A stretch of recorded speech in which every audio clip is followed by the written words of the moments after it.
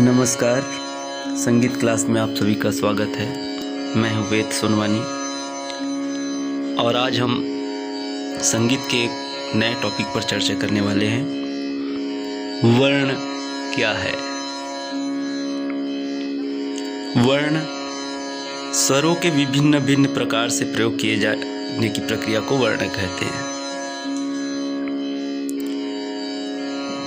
स्वरों के भिन्न भिन्न प्रकार से प्रयोग किए जाने की प्रक्रिया को हम क्या कहते हैं? वर्ण कहते हैं। और इसके मुख्य 4 भेद हैं। पहला स्थायी वर्ण, दूसरा आरोही वर्ण, तीसरा अवरोही वर्ण, चौथा संचारी वर्ण। पहला स्थायी वर्ण, एक ही स्वर का बार बार स्थिर रहकर प्रयोग करना, जैसे सा सा सा, रे रे रे, ग ग ग आदि। एक ही स्वर को बार बार स्थिर रहकर प्रयोग करते हम जैसे करते हैं उसको कहेंगे स्थायी वर्ण। अब आते हैं दूसरा नंबर, आरोही वर्ण।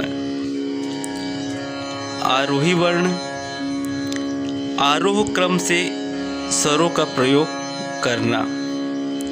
आरोह मतलब असेंडिंग और डिसेंडिंग आप लोग पढ़े हैं। तो आरोह क्रम में स्वरों का प्रयोग करना अर्थात चढ़ते हुए क्रम में स्वरों का प्रयोग करना।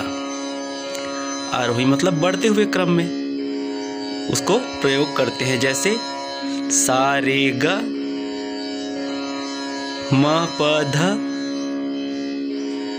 आदि, या फिर सा रे ग म प ध नि सा, ऐसा भी कर सकते हैं। ये हो गया आरोही वर्ण। तीसरा अवरोही वर्ण। अवरोही वर्ण, अब आरोही वर्ण का विपरीत, जैसे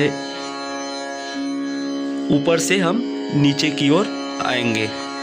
अवरोही क्रम अथवा उतरते हुए क्रम में स्वर का प्रयोग करते हैं, जैसे सा नि ध प म ग रे सा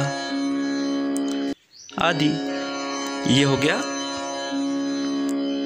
अवरोही वर्ण।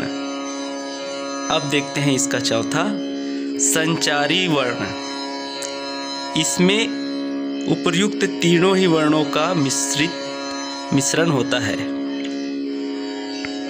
जैसे सा रे ग नि ध प रे रे रे ध नि ध प म ग रे सा।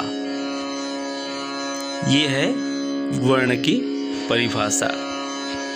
वर्ण किसे कहते हैं आप समझ गए होंगे। वर्ण मैं पहले ऊपर ही बता दिया था, स्वरों के भिन्न भिन्न प्रकार से प्रयोग किए जाने क्रिया को वर्ण कहते हैं। निश्चित रूप से वर्ण क्या है आप लोगों को समझ आ गया होगा। इसके 4 भेद होते हैं: स्थायी वर्ण, आरोही वर्ण, अवरोही वर्ण, संचारी वर्ण। आज के लिए इतना। बहुत बहुत धन्यवाद।